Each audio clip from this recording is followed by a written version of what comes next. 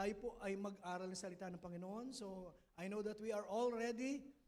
Hindi na natin kailangan tanungin, nakahanda na ba kayo? Lagi tayong tinatanong, nakahanda na ba kayo na mag-aral ng salita ng Panginoon? Nakahanda po tayo. That's why we are here. Amen? Kaya po tayo narito para mag-aral ng salita ng Panginoon, para may baon na naman tayo. Isang linggo, hindi natin alam what lies ahead. Sa mga susunod na araw, hindi natin alam kung ano darating, kung ano ang mga mangyayari sa personal natin buhay, sa pamilya natin. That's why we have to keep the Word of God in our hearts. Nandun po na ito po'y panlaban natin. No? Panlaban natin. Kaya ngayon, ang labanan po ngayon, paramihan, hindi po nang nakakabisado. Paramihan po ng mga salita na natatanggap po natin na nangungusap sa atin at isinasabuhay ng bawat isa. So what's the use of the Word of God na naririnig natin pero hindi naman natin sinasabuhay?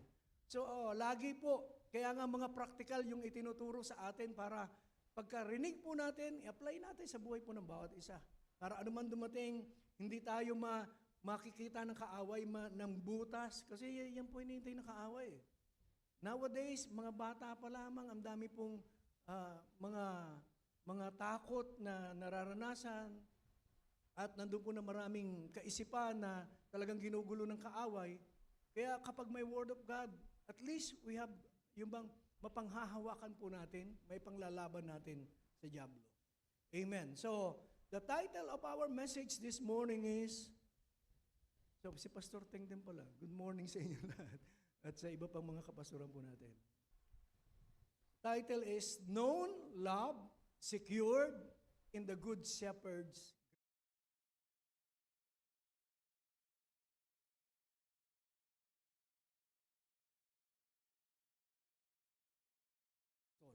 Tayo po ay kilala, tayo po ay minahal, at patuloy na minamahal ng Panginoon, at iniingatan, no, ng isang mabuting ng grasya ng ating mabuting pastor.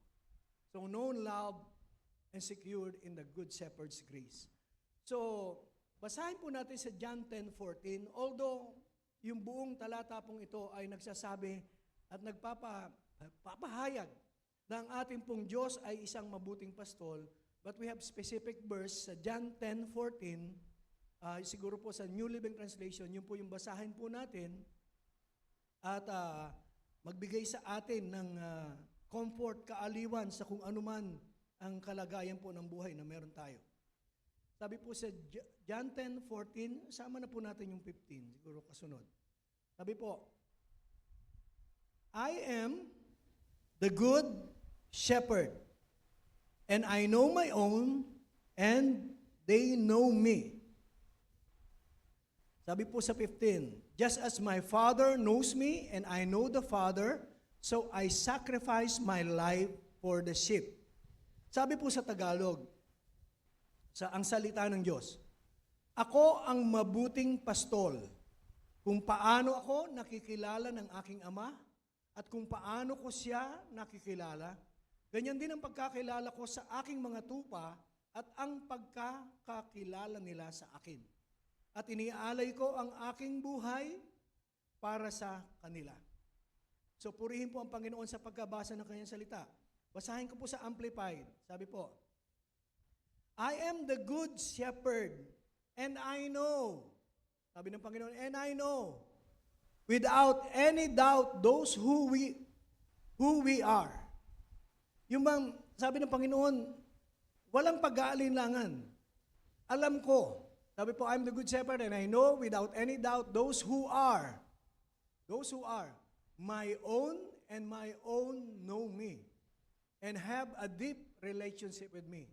So, doon po may paliwanag na kasama. Sabi po, I am the good shepherd, and I know. Alam ng Panginoon kung sino ang tunay na nasa Kanya, nasa panig po niya, at pag-aari niya. Sabi po, my own, and my own, yung pong inaari niya, sabi po, know me. Pag sinabing know me, they have a deep personal relationship with God, or deep personal relationship with me, the Bible says. So, ibig sabihin, kilala tayo ng Panginoon at na alam niya yung sa Kanya. Di ba? Sabi nga, pati yung bilang ng ating buhok, alam ng Panginoon. So ganyan na tayo kakilala mula sa loob at labas. Saan man tayo pumaroon, anuman yung kalagayan natin, anuman yung iniisip natin, sabi po, alam ng Panginoon. At yung mga alam niya na kanya ay merong malalim, personal na relasyon sa kanya. Do we have that?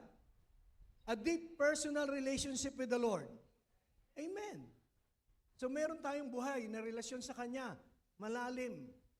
Kung hindi man napakalalim na, at least meron tayong pagkakilala na. Pero sabi nga, hindi sa discussion namin kahapon, alam niyo po, maganda pong meron kayong mga group, meron tayong mga nasasamahan na mga fellowship or katulad nun, mga men's network, women's network, or may Bible study kaya kung gusto niyo magpa-Bible study, just let us know. Willing po kaming pumunta sa mga bahay.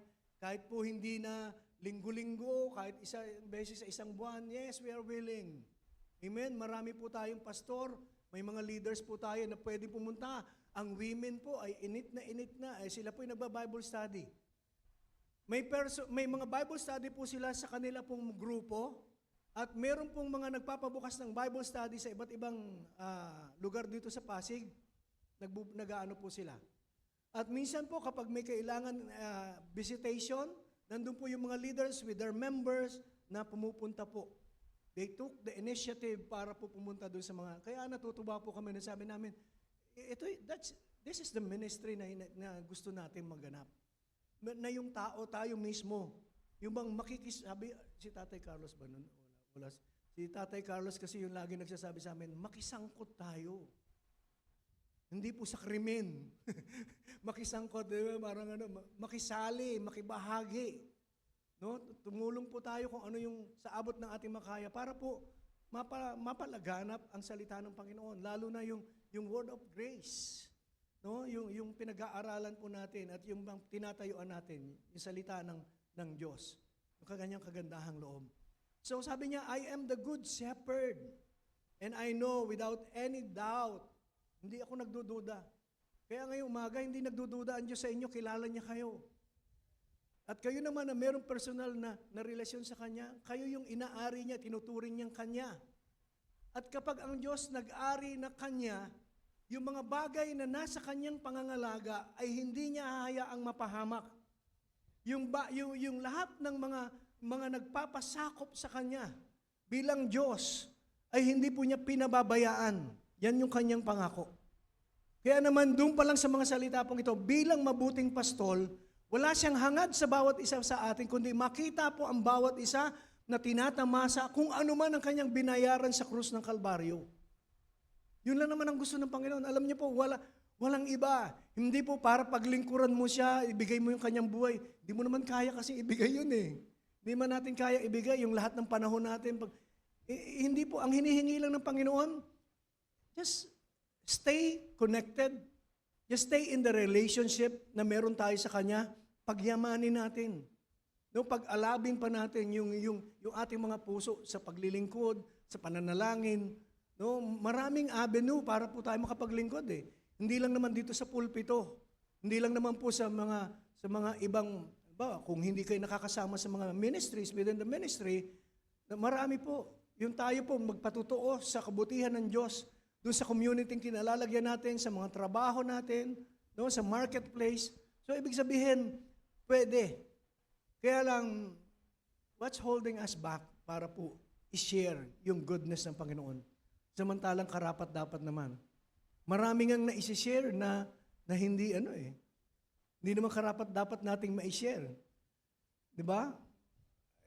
Kung pag ginamit na natin yung salitang, di ba, na colloquial na kung magmamarites ka lang, imarites mo na yung, di ba, yung kagandahang loob ng Diyos. Totoo naman po. No? So, maging tagapaghatid po tayo ng mabuting balita. So, Jesus makes one of the most comforting and amazing claims in all of Scripture. Sa buong Biblia, sa kanyang mga salita, isa po ito. Ito pong verse na ito ay isa doon sa mga, yung bang nakakapag-aliw sa atin at nakakamangha. na pag-amin ng Diyos, pag-ari ng Diyos sa bawat isa sa atin at pagpapakilala niya bilang mabuting pastol. I am the good shepherd. I know my sheep and my sheep knows me. So, seryoso siya rito nung sinasabi niya, ako ang inyong pastol. No? At sabi niya, wala siyang ibang pinag-uusapan, hindi business ang kanyang tinutukoy, kundi seryoso siya na ipahayag sa bawat isa sa atin, ako ang inyong mabuting pastol. Hindi niya sinasabing mere business relationship ang meron tayo o casual lang yung relationship na meron tayo, kundi malalim, personal. Hindi niya sinabing, Jesus did not say, I am a good CEO. Hindi niya sinabi yun. Chief Executive Officer, hindi niya, ganun ang pagpapakilala niya. Or sabi niya, I am a good king. Hindi po. Sabi po, he says, I am a good shepherd. Parang walang halong pagmamalaki. Pwede naman siya magmalaki. I am the good king. Pwede niya sabihin yun. Pero bakit yung analogy na ginamit niya ay mababa? So in a word that often measure us by our performance, kasi ito naman ang sanlibutan yun ang katotohanan, na sinusukat tayo ng mga taong nakapaligid sa atin sa pamamagitan ng ating mga ginagawa. No? Kung magaling tayo, okay tayo, pero kung hindi ka magaling, puro kantyaw ang aabutin mo. Puro ibababa ka ng iba, no, sa iyong kahinaan. So, in a word that measures us by our wealth or status, kasi ang tao talaga sino ba ang ma-impluwensya sa atin? Yung may pera o wala? Pero maganda din kahapon yung amin pong kaya natutuwa po kami nila, Bishop. Kami po, personal, na kapag nandun po na sa mga ganun discussions, may mga revelation bigla pa ganun, nakukuha mo Kasi katulad ng mayaman na namatay sa Luke 16, di ba? Yung mayaman po doon, sabi ba walang pangalan no? Hindi, may pangalan na babanggit ni Bishop, si Dybes po yon. So, yun po di ba yung mayaman namatay sa Luke 16? Ano po nangyari sa kanya? Di ba ano ba yung pag-uugali niya o katangian niya nung siya nabubuhay pa? Siya po yung mayaman, lahat. Talagang sobra-sobra yung kanyang mga pagpapala. Kasi may gate siya No, may gate siya noon. Gated yung kanyang bahay. Parang nasa Corinthians siguro si Dybes, yung pong mayaman. Na kung saan, sabi po, hindi pa, actually, walang contentment naman kapag mayaman ka na talaga at wala kang Panginoon. Yun talaga mararanasan mo. Kung ano meron ka, gusto mo pa na ang sigaw mo lagi, more! More! Diba? Mas marami. Mas maganda. So, ganun po siya namumuhay. Tapos meron pong isang mahirap doon sa kanyang gate na napakaya si Lazarus. Diba? Mahirap po siya. Tapos dumating po pagkakataon, sila po ay namatay. So alam na natin yung kwento, diba? Na si Lazarus po, doon po sa Abraham's bosom, no? Nandun po na inaaliw. The aircon. Maganda po, comforted po si Lazarus po doon, maganda yung kanyang kalagayan. Tapos yung mayaman, ano po nangyari? Nandun po nasa mainit na lugar. At sinasabi pa nga niya kay Lazarus, pwede ba idaw-daw mo ang iyong daliri at para, mo sa... So ano po yung lesson doon? Sa grasya ng Panginoon, walang status, symbol na tinatawag, walang pinahalagahan. Lahat tayo mahal ng Diyos. Pero kung halimbawa katulad ng mayaman ang kalagayan ay hindi po dahil sa... Sino po lang mayaman dito? Wala namang aamin. Siyempre, lahat tayo mayaman naman sa Panginoon. Amen? Pero halimbawa, sa status natin mayaman. Katulad nung mayaman na yon, di ba nasa kanya lahat? Pero nung namatay sila parehas, siya po, nandun sa paghihirap. So, hindi siya nailigtas nung kanyang kayamanan. Kaya nga sabi ni Pastor Ali noon, hindi mo naman pwede isigaw, kayamanan, iligtas mo ko. Kundi ano tatawagin mo? Panginoon. Diba? Panginoon, patawarin mo ko. Ligtas mo ko. So nandun po na, pero si Lazarus po, ano nangyari? Wala naman siyang yaman Kumakain nga lang siya na kung ano-ano, tira at Pero nung namatay po siya, ano po nangyari? Larawan po ng grasya ng Panginoon na ang kaligtasan, hindi nakasalalay sa status mo, hindi nakasalalay sa kung ano kalagayan mo sa buhay, kung marami kang pera o hindi. No, it's all by the grace of God. Kaya, nung nagpakilala siya, hindi niya sinabing ako ay mabuting hari, I am a good CEO, hindi po. Sabi niya, I am a good shepherd. Kasi alam niya sa mundo talagang ganun ang kalakalan. Status, yung wealth, performance, yan ang hinahanap sa tao para medyo, di ba, ma-impluwensyahan mo yung iba para maniwala sa iyo. Pero sa Panginoon, Jesus describes the relationship we have with Him, yung relasyon natin, siya na ating pong pastol, tayo ng kanya pong mga tupa. Sabi po, with Him using the simple, humble analogy of a shepherd and a sheep. So para ipakita na hindi tayo nagpapataasan. Kahit nga po yung sabihin natin na pagmalaki natin na ako matagal na akong Kristiyano. Kaya binibless ako ng Panginoon. No, it's all by the grace of God. No, kaya tayo pinagpapala ng Panginoon. So ngayon pong umaga, God wants to reveal 3 breathtaking, amazing realities, spiritual realities sa buhay po ng bawat isa sa atin. Ano po yung una? That we are known, that we are loved, and we are secured. All because of the Good Shepherd's grace. O because of His unearned, undeserved favor na binibigay po sa bawat isa po sa atin.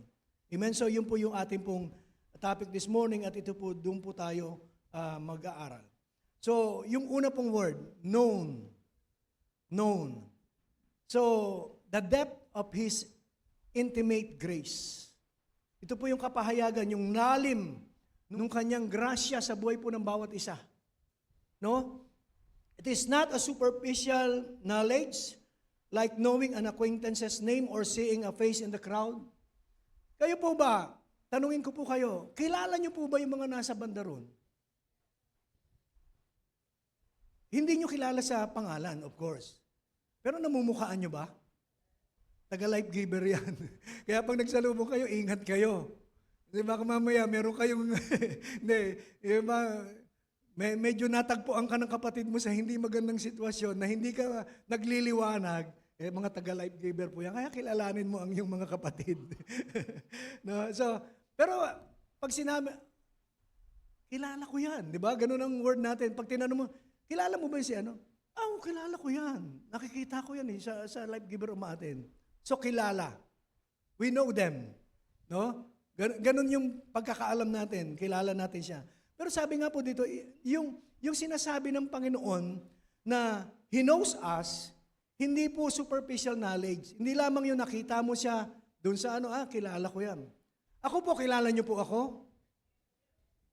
Diba? O kilala niyo pangalan ko? Diba? Kilala niyo ko. Yung iba marahil, alam kung saan ako nakatira. Pero kilala niyo ba ako ng buo? Yung pagkatao ko? Diba? Hindi, walang nakakilala sa bawat isa eh. Minsan nga, nasa loob na ng tahanan, kasama mo na, meron ka palang ganyang ugali. Di ba ganon? Na hindi pa natin nakikilala eh. So, dito po, sinasabi po na yung pagkakaunawa sa atin, kasi yung no, di ba, si Bishop, alam ko, na ipaglingkod na sa atin, na ituro na po yung, ano ba ibig sabihin sa Bible ng no? Di ba may kaugnayan po ito sa isang intimate na relationship na, di ba sa Genesis, nung nagkakilala si Eva at si Adan, ano po nangyari kay Eva? Hindi niyo na natatandaan? Di ba sabi, nung sinabi ni na he know Eve, ganun ba? Ang nag-aano po doon, nabuntis si Eva pagkatapos noon. So, ibig sabihin nung pagkakilala ay isang malalim, intimate na relationship. Na ibig sabihin, yung isang babae at isang lalaki nagkaroon ng pagsasama, pagniniig, at nagbunga yung kanilang pagniniig na yon, kumbaga. Sa Tagalog. Para malalim, para hindi ganun ka. Kasi hindi po ako sanay. Hindi. Sinasabi naman ni Bishop na nagkaroon ng sexual intercourse, ng sexual intimacy. Kaya nakilala nila yung isa't isa. So yun po yung ibig sabihin ng no sa Bible. malalim. So, ibig sabihin, nung sinabi ng Diyos na kilala niya tayo, it means a deep personal intimacy, a covenant bond. Yung pinakamagandang halimbawa niyan ay yung covenant bond, yung big kiss ng kasunduan. Saan ba nagkakaroon ng big kiss ng kasunduan? Sa marriage, di ba? Sa marriage po natin. So may big kiss ng pagkakasunduan. Kaya nga doon, di ba? Ako, ay nanunumpa, di ba? Ganun po. Na makikipisan. Ganun po yung So meron pong binibigkis po tayo ng isang covenant. And our God is a covenant-keeping God. So He has a covenant na pinangahawakan patungkol sa bawat isa po sa atin. At yun po ay ginagalang ng Panginoon. Kaya, nung sinabi niyang kilala niya tayo, lagi niya ang naaalala yung kanyang kasunduan sa Ama, sa Panginoong Jesucristo, para sa bawat isa po sa atin. Na hindi niya tayo iiwan, hindi niya tayo pababayaan, yung welfare lamang po natin, yung kanyang iintindihin. So, kilala tayo ng Panginoon. Kaya pag sinabi niyang, He knows us as His sheep, mabigat po na salita yun. Ibig sabihin, kilala ka ng Panginoon. Amen? Naniniwala po ba tayo doon? Kilala tayo ng Panginoon. Kilala tayo ng Panginoon. And una, He knows our flaws. Di ba ang laging paglalarawan sa tupa ay, yung bang may tendency na maligaw, may tendency na mapahamak, na they wander. No, as if we are prone to wandering, fear, and foolishness. Ano po yung foolishness sa Tagalog? Kalokohan no? Kalokohan Ang tao talaga maraming kalokohan naman. Hindi naman yan, there's nothing yung kalokohan kasi ibig sabihin lang yung bang minsan may pagka-rebelde ka sa kalooban ng Panginoon. Na ito yung tama, ito yung sinasabi ng Diyos, pero pilit kang lumilihis doon sa kanyang kalooban. You want to try something na, pag minsan nagiging adventurous pa ang mga Kristiyan, pag sinuway ko kaya ang Panginoon, pero hindi po ito trial and error na buhay Hindi po ganun dapat ang testing. So, as if we are prone to wandering, fear, and foolishness. Marami tayong mga nagagawang mga hindi tamang bagay sa buhay po natin na nagbubunga ng kapahamakan ng bawat isa. Amen? Sa anumang larangan. Halimbawa, sa ekonomiya ng buhay natin. No, marami sa atin, may mga nagawang desisyon noon, hindi natin napag-isipan ng gusto. Ngayon, nagsasuffer tayo. Ako personally, minsan dumadaan sa mga ganyan. Halimbawa, nakapag-desisyon ka, nag-commit ka, and halimbawa, in terms of yung sa finances, hindi mo na tanganan ng tama yung finances mo, hindi ka naging good steward, yung bang hindi naging tama ang paggamit mo rito, tapos nagkaroon ka pa ng pagkakautang, di ba nagsasuffer tayo? So parang tupa na naligaw. Parang tupa na minsan ay lumilihis sa kalooban ng Panginoon. Ganyan tayo. But He knows our flaws. Kilala tayo ng Panginoon. Kilala niya tayo. Alam ng Panginoon yung ating mga kinaan. The shepherd knows every time we have strayed into dangerous territory.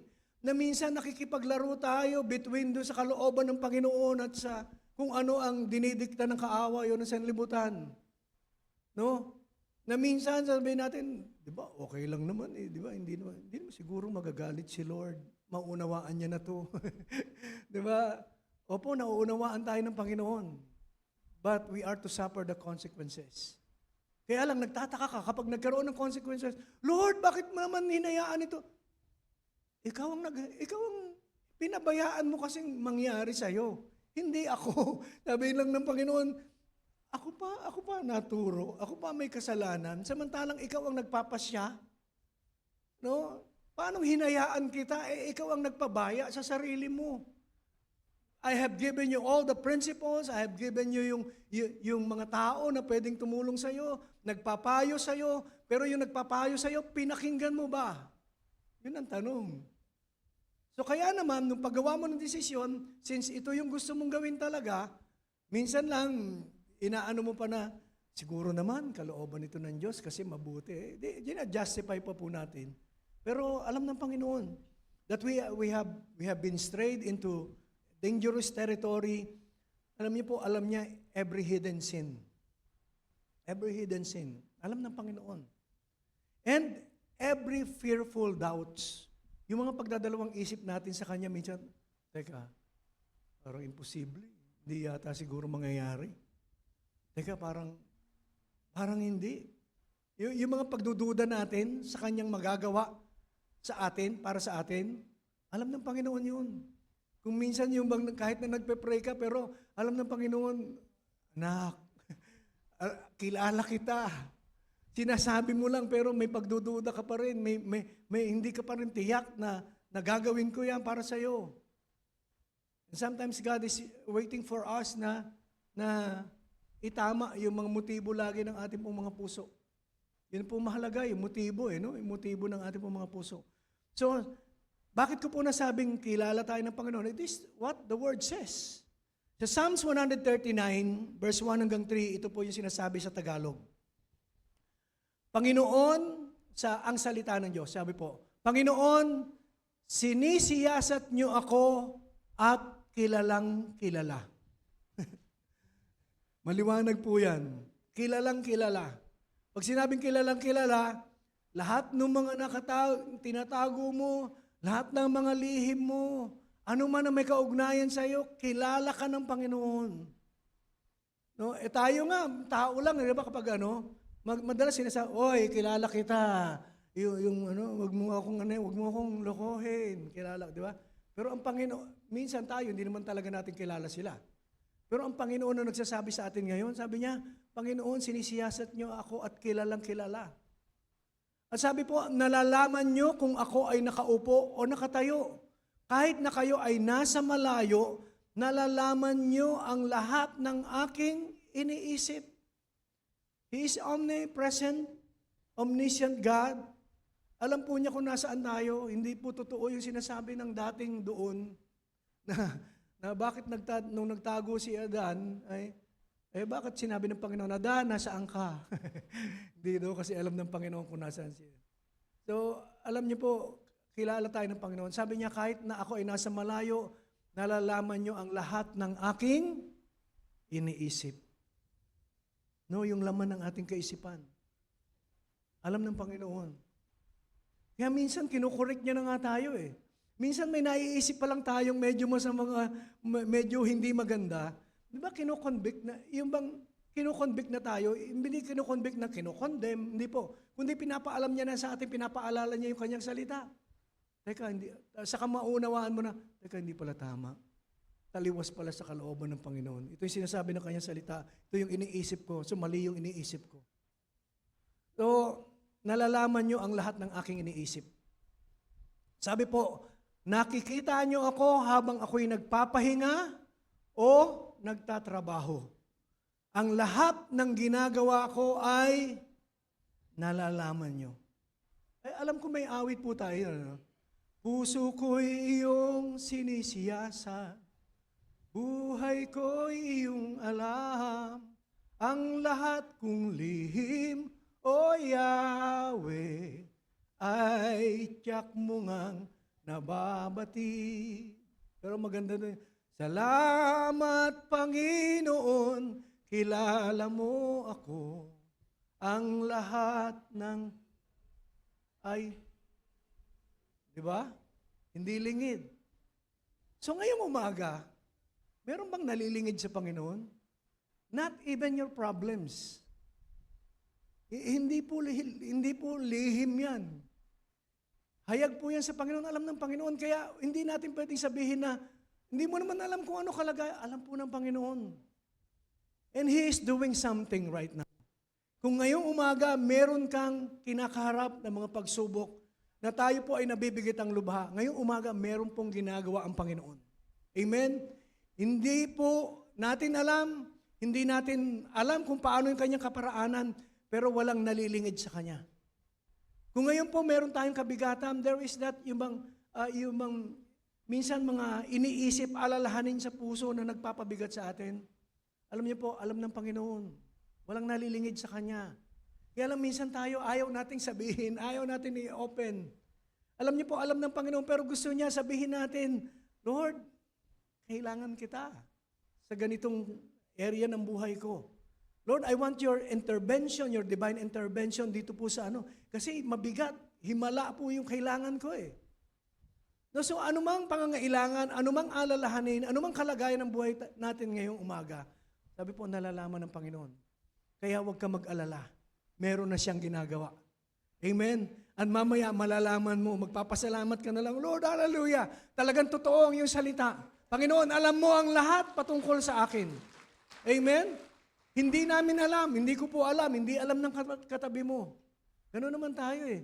Minsan na lang, lalabas na lang na may ganong pangyayari kapag nag-share na, alam nyo ba, no, nakaraan, ganito. Kami nga kahapon, hindi namin alam si Kuya Sam pala ay for yung bang sunod-sunod na mga taon. Maraming mahal niya sa buhay ang nawala. Hulin ang nakakaraan pong latest ay yung sa kanyang tatay. Pero hindi namin alam, kasama na namin yan. No, sa men's fellowship. Pero may mga bagay nga na minsan dala-dala tayo, hindi alam ng iba, pero nalalaman lang kapag napahayag na ng. Pero ang maganda doon, ang patutunan niya is at the end of the day, giving glory to God. Pero salamat sa Panginoon. All is well, Kuya Sam. No? Lahat ganun eh. Kaya mabuti po ang Panginoon natin, ang ating pastol, walang nakaano sa Kanya. Walang nalilihim sa Kanya. At kung meron kang concern, alam niyo po, mas concern ng Panginoon sa iyo. No? Hindi pa niya hahayaan na manatili tayo sa ganyang kalagayan. So, kilala niya tayo. Pero ito maganda. His knowledge of us, of having our faults, yung ating pong mga pagsuway sa Kanya, yung pagkaalam ng Panginoon na minsan gumagawa ka na ng sarili mong diskarte para sa sarili mo nang hindi mo siya hinihingian ng payo. Yung humahakbang ka na, pinangungunahan mo na minsan ang kalooban ng Panginoon. Yet, yung pagkakilala niya sa atin, hindi humahantong na kahit po yung mga kamalian natin ay i-reject niya tayo. His knowledge of our faults does not lead to rejection, it leads to redemption. Katulad ng sanlibutan, ang daming pagkukulang ng tao, ang daming pagsuway, pagsalangsa na ginawa ang tao. But it doesn't lead them to rejection. Kasama po tayo doon. But it leads to redemption. Tinubos pa rin tayo ng Panginoon. Kahit na nandun po na ang mundo ay puno ng kasalanan, ang tao ay namumuhay sa kadiliman, ang tao ay namumuhay sa pagsuway sa kalooban ng Panginoon, but He doesn't reject us. Alam niyo po ang ginawa niya kabaligtaran, pinadama yung kanyang grasya, kanyang pag-ibig sa bawat isa. Tinubos po tayo. Kasama ikaw at ako. Are we deserving?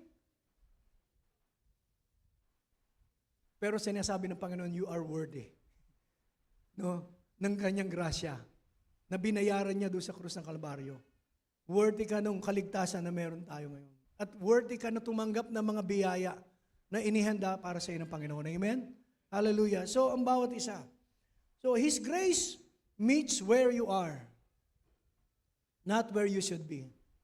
Di ba, meron paalala sa atin din lagi na, nawa matagpuan tayo ng Panginoon laging nasa lugar na kung saan doon niya tayo tinawag.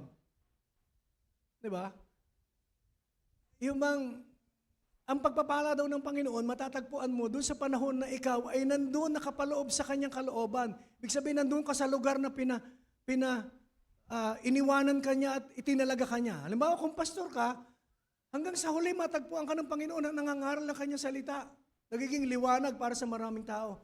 Kaya lang, tayo din, di ba? Na maging asin, maging alat ng sanlibutan pong ito. So, yun yung pagkatawag, yun yung lugar na nandun tayo dapat makita ng Panginoon. Question. Sa lahat ba ng pagkakataon, nasa tamang lugar tayo? Nasa lugar ba ng Panginoon? Na kung saan niya tayo tinawag? Hindi, no? Minsan sabi ng Panginoon, dyan ka. Parang sila Abraham din lang minsan, may mga lingkod din ng Panginoon na sinasabing, si Jonah, di ba? Si Jonah, saan po pinapupunta? sa Ninibe. Pero sumakay ng barko papunta sa Bacolod. Hindi, kami po yung pumunta sa Bacolod. No? Di ba, lumihis si ano. So, pero sabi ng Panginoon, His grace meets you where you are. Kahit na minsan, wala ka na nga sa kanyang kalooban eh. Hindi mo na sinusunod yung kanyang salita. Pero kahit nasaan ka man, nandun ka, kung ang dati under the law, dapat makita ka niya lagi sa lugar na kung saan kanya tinawag. Eh sabi nga, hindi ka nga minsan makapanatili doon dahil talaga may mga temptations. Sabi nga, human as we are still in the flesh, mahina tayo sa sarili lamang po natin. At nadadala pa rin tayo ng tukso minsan ng sanlibutan. So matagpuan ka minsan, natatagpuan tayo minsan ng Lord, hindi doon sa lugar na inaasahan niya nandun tayo eh. Pero ang tanong, pinabayaan ba niya tayo? Hindi niya ba sinasagot yung ating mga panalangin? Hindi ba niya sinusupply yung ating pangangailangan? Sinusupply pa rin. Ganyan po ang kagandahang loob ng Diyos. Amen? His grace meets you where you are, not where you should be. Kahit na mabuti yung ginagawa mo, masama yung ginagawa mo, pero hindi doesn't mean na sinasabi na nila license na tayo para magkasala. No.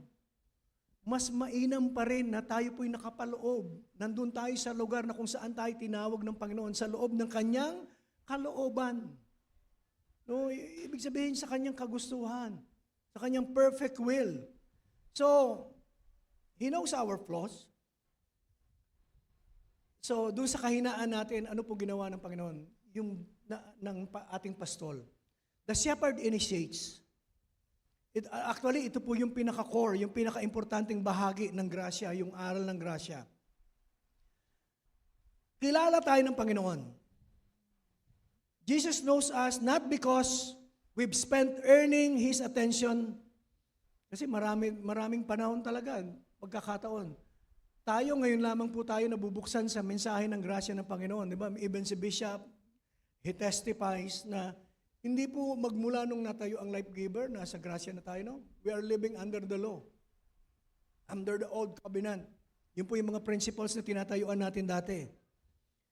At hindi po yun ang dahilan dahil sa mahabang panahon na natin na tayo dati lagi, kailangan sumunod ka. Kailangan gawin mo. Kapag hindi mo nagawa, so walang pagpapala. Kaya mo ginagawa tuloy yung mga bagay para sa pagpapala. Iba na yung motibo natin. Just to earn the favor of God. Para maging maganda. Kumbaga sa tao, yung tao sa tao, para mas maging mabango tayo sa isang tao na yon. Diba? Diba sa boss mo? Diba kahit na anong iutos ng boss mo, magpapabango ka, ibig sabihin susunod ka na susunod. Kahit na minsan, marami talaga, at yan po yung sa mga noon, marami kami mga kasama, mga noon kasi may Young Achievers Ministry. Yung mga young professionals, na karamihan po ay mga accounting, kasama sila ati po dyan, sila ati Salvi, tapos yung mga fresh graduate po na mga youth po noon na graduate sa college, so young achievers na ang tawag, mga young professionals, na minsan pagpasok sa kumpanya, since nasa accounting department, may mga report na pinadudoktor. Pero noon, alam niyo po, kayang panindigan ng mga kabataan pa yun, ay mga ahead pa nga po sa amin yung iba. Na may pinapipirma sa kanya, may isang kapatid, may pinapipirma sa kanya, pinadodoktor ng mga dokumento Kasi since naman siya, authorized at licensed siya, CPA naman siya. Sabi niya, hindi ko ginawa. At sabi niya, tanggalin niyo na lang ako or magre-resign ako, pero hindi ko gagawin yan, mag-compromise. Sana meron pang ganun ngayon. Pero alam ko, dito sa Life Giver Church, marami niyan. Amen? Hallelujah. Bumawi. Hindi, alam ko po tayo kasi student of the word tayo Alam ko sa atin, pinapahalagaan natin salita ng Panginoon. Amen? So kung pinahalagaan mo ang salita ng Diyos, and bawat talagang mamumuhay ka, pero may mga pagkakataon din, hindi mo ma-perfect, walang perfect sa atin. May panahon na talagang minsan nakakapag-compromise ka. Pero sa lahat ng ito, kahit na noon para pagpalain, ginagawa natin yung lahat, makot lang yung attention ng Panginoon. To set His affection on us. Kasi parang ganun eh. Noon, bakit ba kayo nagsisimba lagi? Or bakit kayo nagpa-fasting? Noon, ano po mga motibo? Kasi noon, halimbawa, magpa-fasting kami, magde-declare ng fast ang buong life giver, ang mga staff. May mga araw kami, Lunes hanggang Sunday, may araw doon, lalagay mo pangalan mo kung anong araw, kung anong oras, magpa-fasting. At ang dahilan ng pagpa-fasting, para maganap yung isang prayer request. Yung mga prayer request na nilalapit namin sa Kanya maganap. Bawa, mga project sa ganito, mga Bible study, mabuksan, yung ganun may mga prayer item. At ginagawa namin mag-fasting, ginagawa namin lagi magsama-sama manalangin para katugunin ng Diyos. So parang yung ginagawa mo, yun yung, Lord ginawa na namin, yung part namin, so, di ba? I-ano mo na yung hinihingi namin sa iyo, yung request namin, i-grant mo na. Kasi meron na kaming ginawa. Pero sa grasya, di ba, iba na ang motibo. Meron nang ginawa ang Panginoon, ngayon hindi ka na magre-request, ang kailangan mo lang magpasalamat at angkinin yung mga pagpapala na pinagkaloob na at binayaran ng Panginoon sa krus ng Kalbaryo. Amen? Hallelujah! So mas nagiging ngayon magaan. In terms of, in a sense na, hindi ka na kailangan, minsan kailangan mo pang ikot yung attention niya, kailangan mo pang gumawa na kung anong mga bagay para lang ma-please siya. No? Na kahit na hirap ka na, sabi kasi madaling araw dapat mag-pray para yung pagdating ng mana, pagbagsak, hindi mapapanis. Madaling araw kasi pinauulan lang yung mana eh. Alam niyo ba kung anong oras pinauulan? Wala namang ganun eh. Na, di ba, yung specific, alam ko sa amin kung anong oras magkakaroon ng tubig. Alas 4 ng madaling araw, dapat buksan ko na.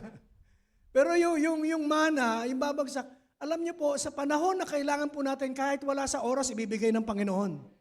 Amen? Ibig sabihin, hindi siya natatali doon sa, dapat ako magre-release lang ako ng pondo. Hindi, magre-release lang ako ng pagpapala kapag ganitong oras. Kaya dapat, hindi po eh. Kaya pati sa prayer natin, dapat mas maganda yung madaling araw. Pero madaling araw naman, nagpe-pray ka, tapos tulog ka naman. Pagising mo, amen. Hindi ka naman nag-pray. Natulog, naidlip ka lang eh. Na mahinga ka sa presensya ng Panginoon. Literal. At diba, ganun po, parang binabayaran. Pero alam niyo po, kahit na ano po yung ilang panahon o pagkakataon yung tinagal natin, na gawin natin yung mga bagay na yun para lang makuha natin yung affection, yung attention ng Panginoon. Hindi po ganun. This relationship is unilateral. Sa Kanya, wala ka ibibigay sa Kanya. Puro sa Kanya nanggagaling ang lahat. Every good and perfect gift comes from our loving Heavenly Father. Amen? Sa Kanya nanggagaling sa Diyos. Kaya yung sa relationship natin, it begins entirely with Him. Pati nga yung pagiging born again natin eh. Tayo ba ang naging daan para ma-born again tayo? Sino po? Ang Diyos. Hindi ako yung nagpasya. Sino yung nag-udyok sa'yo para kilalanin siya, para maramdaman mo yung kanyang pag-ibig? Hindi ba siya rin? So lahat ng ito, siya sa kanya. Kaya wala po tayo may pagmamalaki. So, siya yung nag-initiate ng lahat. And even sa mga blessings na meron kayo, akala natin, tayo yung gumagawa ng mga pagpapala na dumarating sa atin? O yung mga opportunities na meron tayo? Sabi po, di ba sa kasabihan, before you lifted a finger to follow. Kahit po yung bago ka man lang magpasya na sumunod, or iniisip mo na, sige, susunod na nga ako para ibigay sa akin ng Panginoon. Bago mo pa naman isipin yon, bago mo magdesisyon na gawin ang mga bagay para yung affection niya ay matuon sa'yo, alam niyo po, you were already placed in His heart and identified as His. Kilala ka na niya at inaari ka ng Kanya bago mo pa man siya sundin. Amen? Bago ka pa man gumawa ng mga bagay na kung saan para iniisip mo makuha mo yung attention niya o yung affection niya, His affection is always on you. Amen? On us. Sa Kanya. Alam niyo ba ang Panginoon, hindi lang po nakatingin sa bawat isa sa atin? Nakatitig siya. Iba po yung tinitingnan sa tinititigan. Amen? Alam po natin yun. No, kapag tinitingnan, baliwa, ano lang yan. Pero pag tinititigan, medyo paborito yan ng konti. Paborito talaga yan. So, He set His affection on us. Before even lifting a finger to follow Him, to do things para i-please siya, no, hindi mo kailangan. Ang Lord, lugod na sa'yo. No? Parang baby, di ba? Yung mga baby ba, yung bago, may ginagawa ba sila para sumaya tayo? Wala lang. Pag makita mo lang sila, katulad yung baby, pag yan, pagkakausap mo yan, yung baby na yan, lagi nakangiti yan, gano'n. Di ba? Yung bang tayo, sa tingin ng Panginoon, para tayo mga bata lang na mahal niya, na pag tinignan niya, ang cute niyo. Pero nung lumaki na kayo, nakakatakyot na rin kayo. No, kasi pag gumagawa tayo ng mga bagay na hindi na rin tayo cute eh. Pero ganun pa man, yung affection ng Panginoon was set upon us. Yung kanyang pag-ibig, hindi nagbabago. Never, ako po personally, wala akong maisip na isang pagkakataon na hindi ko naramdaman ang pag-ibig ng Diyos eh. Diba? Lahat naman eh. Kahit lalong, sabi ng iba, hindi, kapag marami kang pinagdadaanan, parang hindi, no. Sa mga taong namumuhay sa grasya ng Panginoon, yung bang kahit na may problema, doon mo lalong nararamdaman, mahal na mahal ka ng Panginoon, hindi ka niya binibitiwan. Amen? Kaya, siya nag-initiate ng lahat ng ito. So, as a sheep, we wander, we do things na hindi po kalooban ng Panginoon. Pero, napahamak ang sanlibutan, but the Lord, the shepherd, initiates. Siya po ang gumawa ng kaparaanan para tayo po ay matubos. And the relief of transparency. And what is that tremendous relief? Since kilala ka ng Panginoon, magpakatotoo ka. Sabi mo nga sa katabi mo, magpakatotoo ka. And be as you are. Sa harapan ng Panginoon. Ibig sabihin lang, kasi kilala ka na niya eh. So kahit na anong gawin mo, magkunwari ka man, kilala ka niya. Sa panahon na sumasamba ka at hindi ka totoo, kilala ka niya. Sa panahon na meron ka mga bagay na ipinagsisinungaling sa Diyos, kilala ka niya. Alam niya. So, we are no longer have to pretend or hide. Ngayon pong umaga, hayag po tayo sa harapan ng Panginoon. Amen? Ako, inaamin ko na marami po akong mga pagkukulang, marami din po akong pinagdaanan, marami po akong nagawang pagkakasala in the past, at hindi ko po alam kung may magagawa pa ako sa mga susunod na pero alam ko po na kilala ko ng Panginoon. At walang naitatago sa Kanya. So, kung kilala ka niya, wala ka namang mapagtataguan, don't be a great pretender. Kung even in your prayer time, halimbawa, pag nananalangin ka, kung ano ka, kung come as you are, yun naman ang invitation ng Panginoon come boldly. Kung meron kang nagawang kasalanan, aminin mo. Kung meron kang nagawang aminin mo at angkinin mo yung pagpapatawad ng Diyos. Kung meron kang mga desisyon na gawa na nagkamali ka, aminin mo rin na naging daan para mahirapan ka. Huwag mo sisihin ang Diyos, bagkus aminin mo. So, we do not hide. We are no longer have to pretend or hide. We are fully known. Kilala na po tayo. Pero isa lang ang bagay nito, kahit ang pag-amin mo ay pag-amin mo sa mga bagay na hindi magandang nagawa mo laban sa Kanya, still He claims you as His own. I know them and they know me, sabi ng great shepherd. No?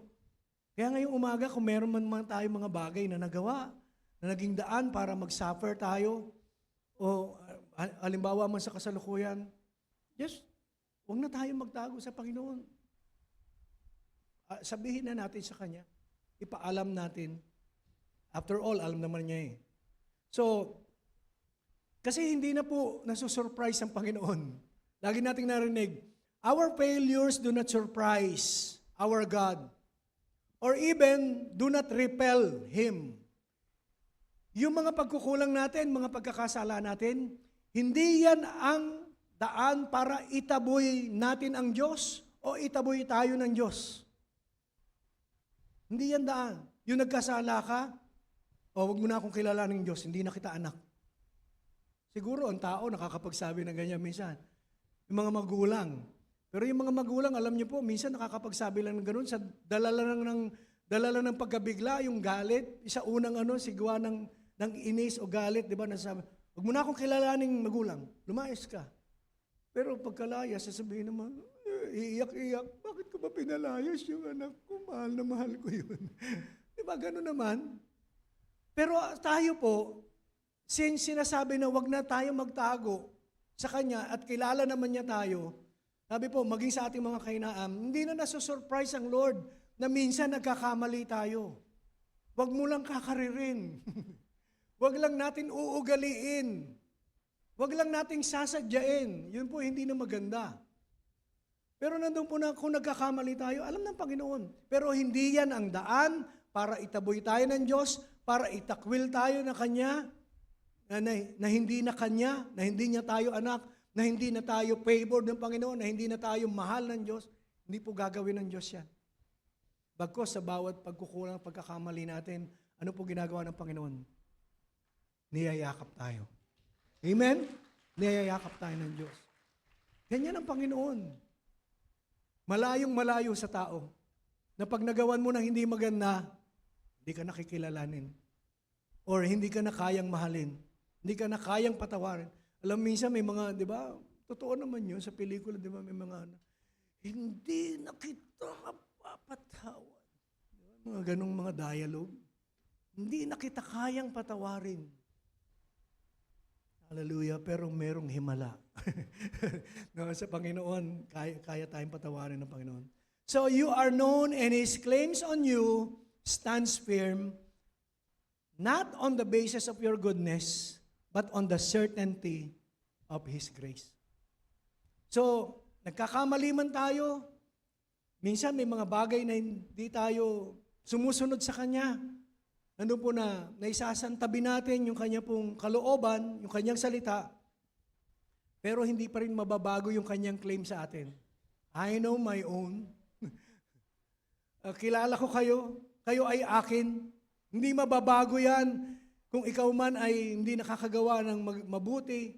Sabi po, it stands firm. Hindi po ito nakabase sa kabaitan o kagandahan ang loob ng bawat isa sa atin, kundi sa katiyakan ng kagandahang loob ng ating Diyos. No, yan po mararanasan natin yan. Yan ang tiyak. Lahat ng mga bagay dito sa mundo, hindi tiyak eh. No, nothing is permanent in this world. Pero merong isang tiyak, yung kagandahang loob ng Diyos, paggising mo sa bawat umaga, ito'y laging sariwa. Amen? Mararanasan ng bawat isa sa atin.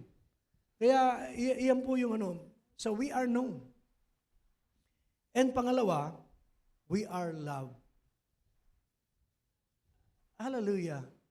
Alam nyo ba na marami, kahit na itinuturo na mahal tayo ng Diyos, yung pag-ibig ng Diyos tinuturo sa atin, dinideclare pa natin, we are greatly blessed, highly favored, deeply loved. Pero marami, parang hindi pa na-experience o parang kulang yung pagkaunawa sa kung ano ba talaga yung pag-ibig ng Panginoon. Pero sa atin po, hindi po tayo magtataka. Talagang meron pong gano'n. Minsan kahit matagal ka ng Kristiyano yung paulit-ulit na sinasabing mahal tayo ng Diyos, pero pagdating ng mga panahon na kailangan natin ng pag-ibig, minsan nakakalimutan natin na mayroong isang Diyos na nagmamahal sa atin. Na kahit na ano man yung kahinaan natin, kahit ano man yung kalagayan natin, nandun po na gusto niya tayong mahalin. Minsan sinasabi ko nga po sa inyo, naikwento namin noon na si Bishop po ay nagturo sa mga pastors and i-ordain actually yung mga pastors na yon na galing po sila sa ibang bansa, ano? Tapos dito po nag for good na kasi mga pa-senior na rin yung iba. So ang ano po, i-ordain po sila as pastors. At nung nagturo si pastor, akala ko naman kasi ang mga ituturo doon, inaasahan din siguro nila na meron silang mga malalalim na ano pa. Pero hindi lang pala malalim yung ituturo sa kanila, napakalalim. Pero simpleng mensahe, napakalalim ng kahulugan, pero simple lang yung pagpapahatid. Nung nagturo po si Bishop na yung about sa dalawang disciple, si Peter. Ano po yung claim ni Peter? Ano yung laging sinasabi niya? Ako, yung bang dadaan sila sa ibabaw ng aking bangkay. Panginoon, bago nila kayo maggalaw o bago kayo hulihin, hindi nila kayo magagalaw, dadaan sila sa ibabaw ng aking bangkay. Ano yung pinagmamalaki ni Peter? Yung pag-ibig niya sa Diyos. Pero si John the Beloved, di ba ano po yung sabi ni John the Beloved? Ano po yung pagpapakilala at ang pagpapakilala ng Diyos sa kanya? This is the disciple whom Jesus loved. Yung isa, the disciple who loved Jesus. Yung isa naman, the disciple whom Jesus loved. Isang alagad na nagmamahal sa Diyos at isang alagad na minamahal ng Diyos. Di ba? Lagi na nating narinig niya kay Bishop. At saan po tayo doon? Mga alagad na minamahal ng Diyos. Pero alam niyo po nung tinuro po ni Bishop yun, pagkatapos, hindi naman natin sinasabi nililimita, no? Parang ano yung mga, wala namang alam yung mga ibang mga lingkod ng Panginoon. Pero sabi niya, pagkatapos ng ano, lumapit sila kay Bishop. Tuwang-tuwa sila, umiiyak pa, sabi ng mga pastor. Alam niyo, pastor, napakabago pong kapahayagan yan sa amin. 30 years in the ministry.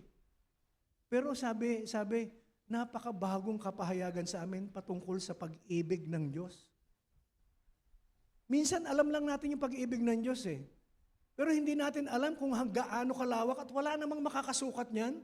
Yung lalim, yung taas, yung layo ng pag-ibig ng Diyos na hanggang na dumating sa atin, hindi po natin masusukat eh.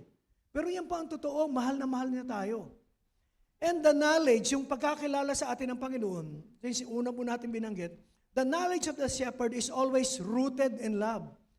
Kaya yung una, yung kilala niya tayo, yung pagkakilala sa atin ng Panginoon, nag-uugat po yan sa pag-ibig niya sa atin. Mahal niya tayo.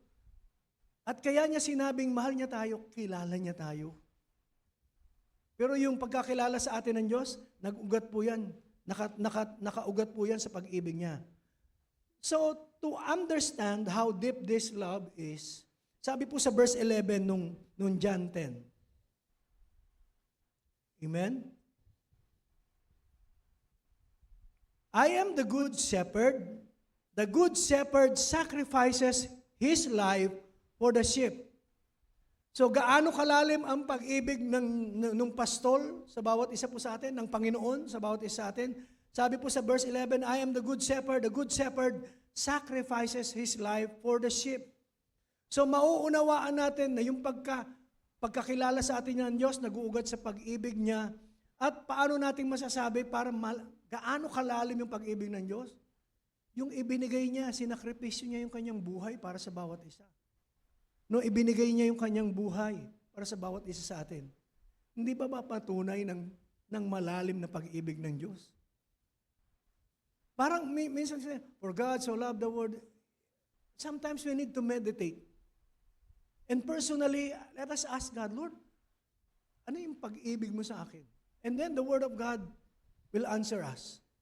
Sabi niya, I am the good shepherd. Ako yung mabuting pastol. Sabi niya sa Tagalog, eksakto, sabi po dito, ako ang mabuting pastol at ang isang mabuting pastol ay handang mag-alay ng kanyang buhay para sa kanyang mga tupa. Di ba abot-abot, sobrang pag-ibig yung kaya mong ibigay ang iyong buhay para sa isang tao? At ang Panginoon, yung ating pong mabuting pastol, ang ang pinag-alayan niya ng kanyang buhay, pagsusukatin, hindi karapat-dapat. Di ba? Pero ganun pa naman, pinaging marapat niya tayo. Ganun po ang pag-ibig ng Panginoon. And sabi sa verse 15, just as my Father knows me and I know the Father, so I sacrifice my life for the sheep. So mabibigyan mo ng kahulugan yung pag-ibig, love defined by sacrifice. Kapag umiibig ka, talagang minsan kasama po yung pagsasakripisyo. Amen? Sa mga umiibig, magsabi po ng amen. Sa Diyos man o sa tao. No? Kahit sa relationship naman di ba? Boyfriend, girlfriend, lalo na sa mag-asawa. Di ba may mga sacrifice yan May mga bagay ka dapat na iwaksi. No? Para maipadama yung pag-ibig. So the knowledge between the Father and the Son is the deepest possible relationship. Pinakamalalim na po na ugnayan yun, yung anak sa tatay. And Jesus equate His knowledge of us with what? Eternal. Yung po ang tawag po doon ay perfect love. No, perfect love. Kaya lang, ano po yung dinemand ng pag-ibig sa Panginoong Jesucristo? Kailangan niyang ialay yung kanyang buhay. No, para mapatunayan.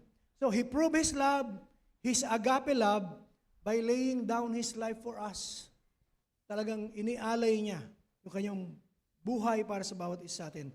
And on the cross, He proved that His love is not based on your worthiness, but in His choice to love you. Alam niyo ba ang Diyos, mas piniling mahalin tayo kaysa parusahan tayo? Kitang-kita naman ang sanlibutan. At that time talagang namumuhay sa kadiliman. Pero sabi ng Ama, no? And sa John 3:16 says, for God so loved the world that He gave His only begotten Son. He gave. Pero kahit hindi karapat-dapat. No, He proved His love, His agape love, by laying down His life for us. Hindi nakabase sa worthiness natin. Kasi kung sa worthiness natin, halimbawa dito sa kongregasyon, ang pwede lamang dumalo sa gawain ay yung mga mababait, yung hindi nagkakasala. Wala nang laman. Wala nang laman ng church. Di ba? Totoo naman, dahil lahat naman tayo nagkukulang So, hindi doon nakabase yung worthiness natin. Hindi nakabase yung pag-ibig niya doon sa worthiness natin. I mean, hindi nakabase yung pag-ibig ng Diyos. Mamahalin ka niya dahil mabuti ka, dahil sumusunod ka. No? Choice ng Panginoon yun. Pinili ng Diyos at pinipili niya. At pipiliin pa rin niya sa inahanap na mahalin ng bawat isa sa atin. Amen? Ibigin ng bawat isa sa atin. Pangalagaan ng bawat isa sa atin. Pagpalain ng bawat isa sa atin. So Romans 5:8, while we were still sinners, Christ died for us. Kaya yung pagkamatay niya, pinili, yung pag-aalay niya, pinili niya yun, choice niya yun, na talagang iaalay yung kanyang buhay. Hindi po siya pinilit. Hindi para kung ano paman. Talagang this love is relentless. Yung bang ibig sabihin yung walang humpay, hindi napapatid yung pag-ibig ng Panginoon. Even when we wander, He pursues us. Kahit na nga tayo na yung tumatakbo palayo sa Kanya. Alam ko, karanasan ng bawat isa sa atin, noon pilit na yung lumalayo sa Panginoon. Amen? May mga pagkakataon na tayo po ay makakilala na sa Panginoon pero hindi natin ginagrab yung opportunity. Hindi yan.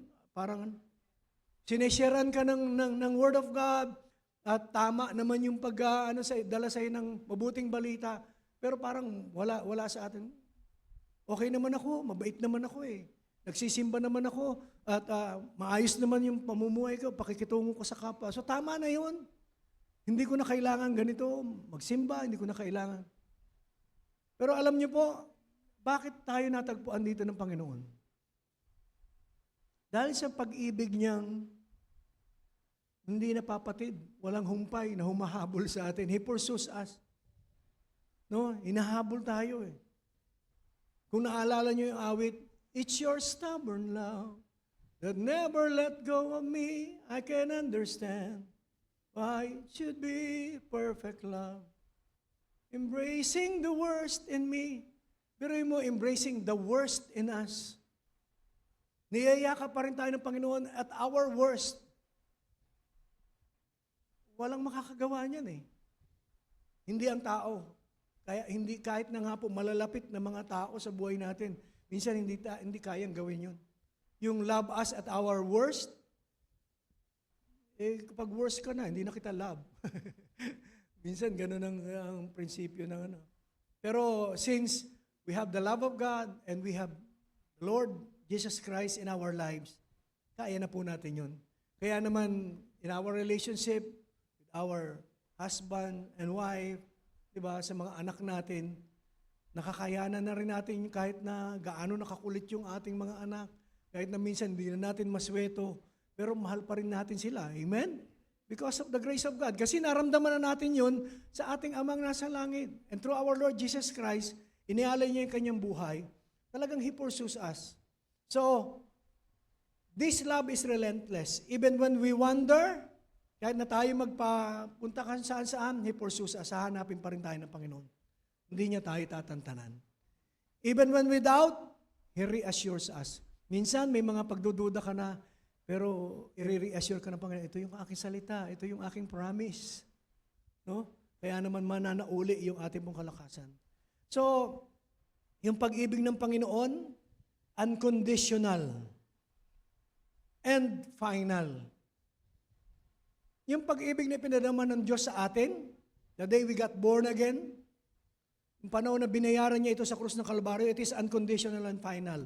You did not do anything to make Him lay down His life for you.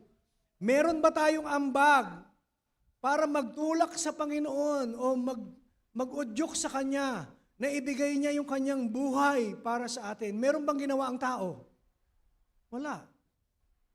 Ang ambag, kasalanan. Pagsuway, no? Pero ang Diyos, ano po yung Kanya pong ginawa? Unconditional eh. Wala tayong ginawa para ibigay niya Kanyang buhay.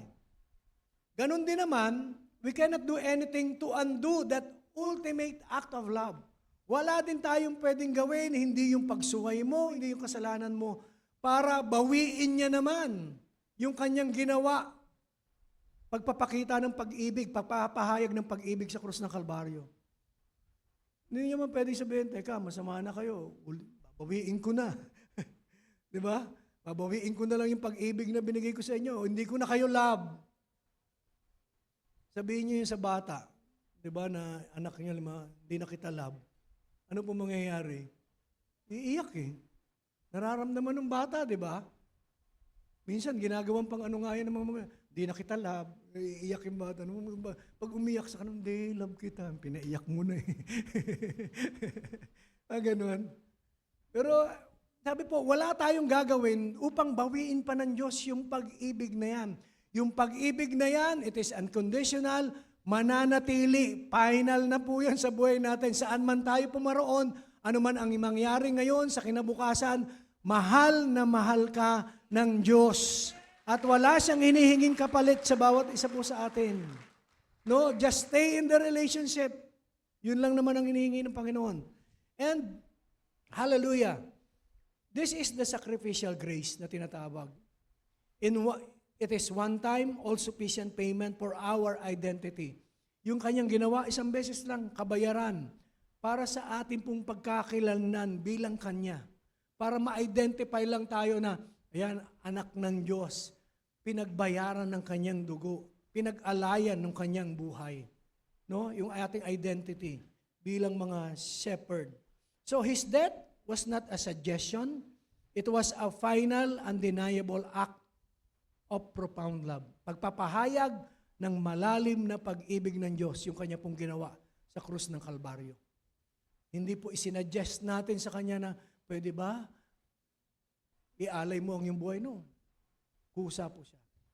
And the security in the scars. His love is not uncertain, vague. Yung bang vague, ibig sabihin, walang katiyakan. na pakiramdam. Ang tao, minsan nagsasabi siya ng I love you, pero walang katiyakan yung kanyang nararamdaman. Kaya bang gawin ng tao yon? Madali magsabi ng I love you eh. Pero sasabihin mo lang, joke. Hindi. Pagkatapos mo sabihin, joke lang yun ha. Diba? Walang katiyakan. No? So, yung pag-ibig ng Diyos, hindi ganun. Nakasimento po ito sa mga pilat, no? Na kanya pong tinanggap doon sa butas sa kanyang kamay, sa mga latay na kanyang tinanggap. So, when we doubt our worth, balik ka sa krus ng Kalbaryo. Tingnan mo ulit. Ano ba yung katiyakan? Diba? Na siya'y namatay, mas muling nabuhay. Yung mga latay, yung pagtigis ng kanyang dugo, yung pong butas sa kanyang mga kamay. Nandun po yung katunayan ng pag-ibig niya sa atin. So when we doubt our worth, the good shepherd worth for us is calculated by the price he was willing to pay. Masusukat lamang po yung kahalagaan ng bawat isa kung gaano tayo kahalaga sa ating pastol, dakilang pastol, doon sa halaga na ibinayad para sa bawat isa sa atin. Ano po yung ibinayad sa atin? His life. Amen. His very life.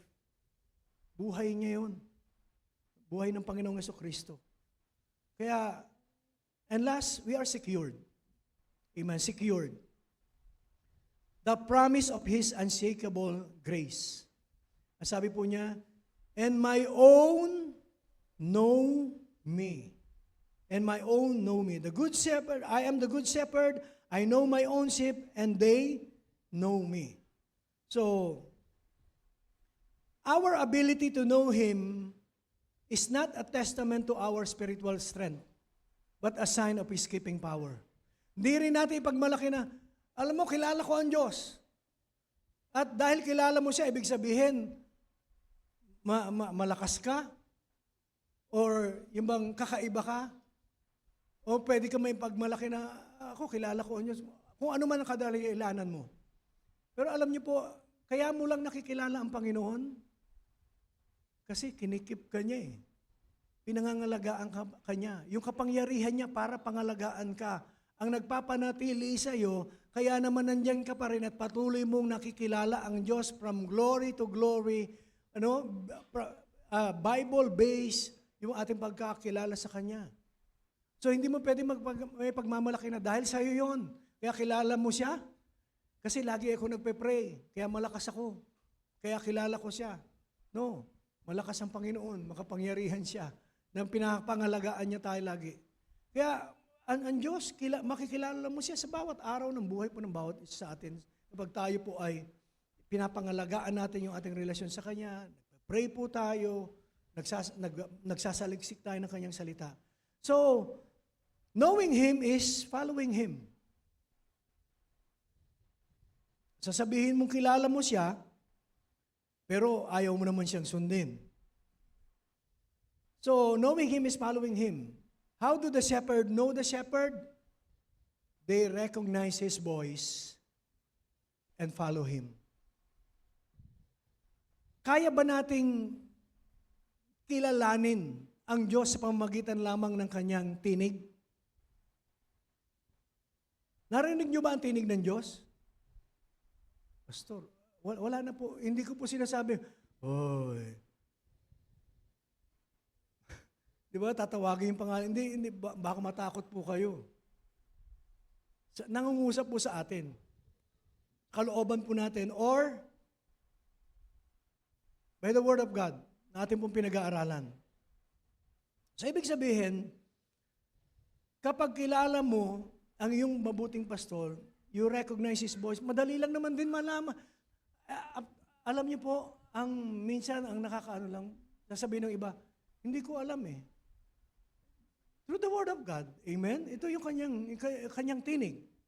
Tinig ng Panginoon, pwedeng maging si Bishop kapag nagtuturo siya.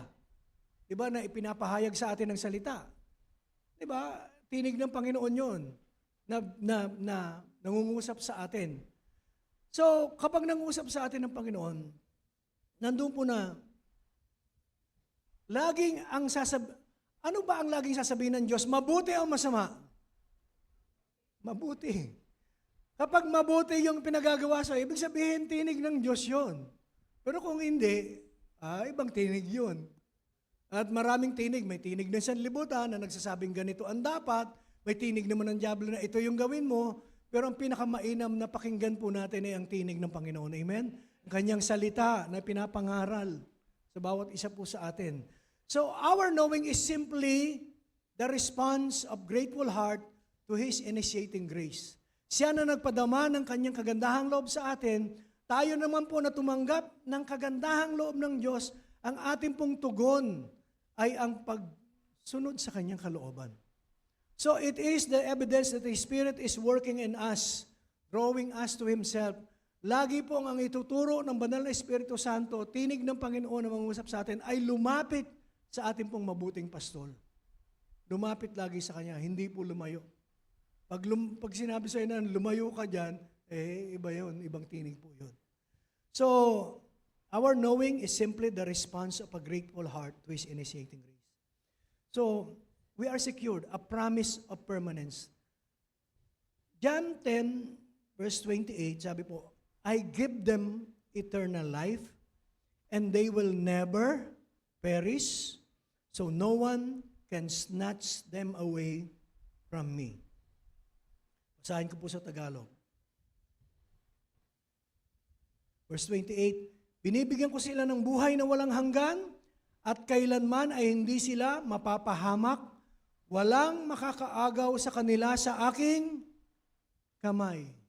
So there is the assurance of our salvation at hindi na tayo mawawalay sa Panginoon anuman ang mangyari sa mundo. Malibang tayo mismo ang magpasya na humiwalay sa Kanya at itakwil natin siya bilang Diyos. Pero liban doon, wala na pong makapaglalayo sa atin sa pag-ibig ng Panginoon at sa Kanyang paghahari sa ating pong mga buhay. So, the shepherd's grip.